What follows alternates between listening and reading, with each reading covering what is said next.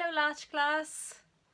I heard earlier on that you weren't able to see me during the Teams meeting, and it was quite sad that you didn't get to see the book. So I'm going to read the book to you again now so that you can really enjoy it. Okay.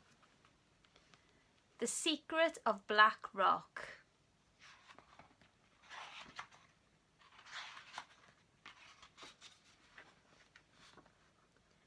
Erin Pike lived with her mum and her dog Archie near a big fishing town. She longed to go out to sea, but it was too dangerous because of the legend of Black Rock. Every fisherman and fisherwoman had a scary story to tell. It never stays in the same place, and it could smash a boat to pieces. It's as big as a mountain and as sharp as a swordfish.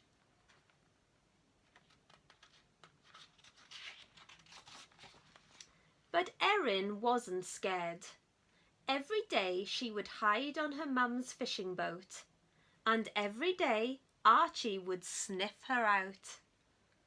At night she would wait for her mum's safe return, hoping she might catch a glimpse of the mysterious Black Rock.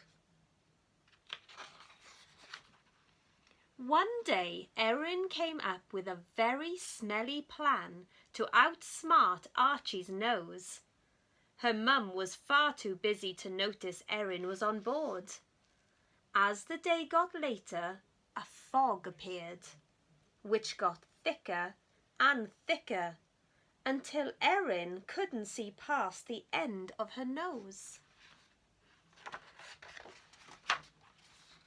Suddenly, a huge dark shape loomed right into the boat's path.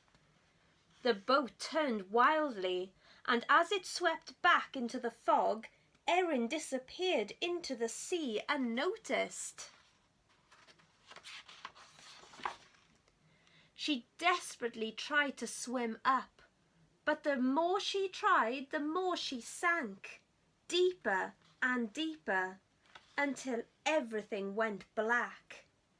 A deep and terrifying rumble echoed around her.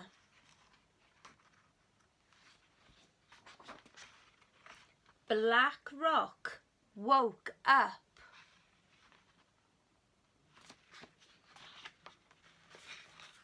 It picked her up out of the water.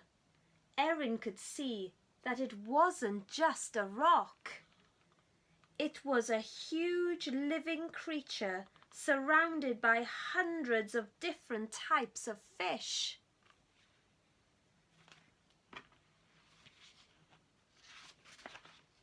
Jumping back into the water, Erin saw translucent glowing jellyfish, huge mustachioed koi carp, and anglerfish that had lights just like Erin's lamp.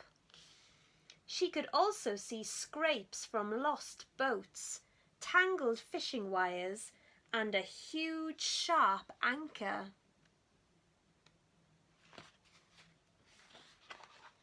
Erin realized she had to tell everyone the secret of Black Rock. She picked a fallen rod out of the water, took off the hook, and attached some brightly coloured seaweed. She cast her line into the sea. The fish followed the seaweed, and Black Rock happily followed the fish, all the way back to shore. Back home, Erin tried to explain how Black Rock had saved her, but no one would listen properly. Later that night, the adults were plotting to destroy Black Rock. They now believed it was a monster. Erin had to do something.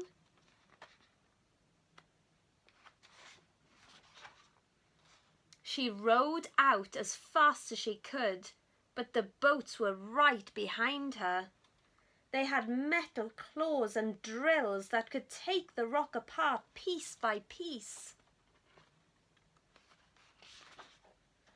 As the first claw was about to crash into the rock, Erin jumped up onto its nose. The whirring and chugging came to a sudden halt. And as it did, one by one, all the creatures that lived on Black Rock swam up to the surface. In the moonlight, the sea lit up.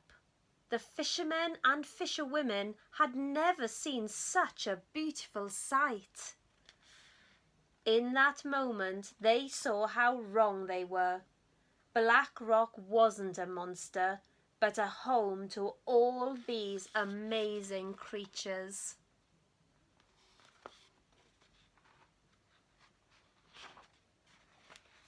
After that night, the Pikes built a small lighthouse on Black Rock, so it would always be safe from passing ships. I do hope you enjoyed that story. As I said earlier on, it is one of my favourites. I really like this book. And I said there's such a lovely message in there about looking after our planet and our creatures. The pictures, the illustrations in the book, I really love, and I do love all the language and vocabulary in this book. Lots of wonderful words. And the last thing, my daughter's name, Erin, is in the book. And you can see Erin's name there. Okay. So this book, again, was called The Secret of Black Rock, and it was by Joe Todd Stanton. I'll see you soon, Larch class. Bye.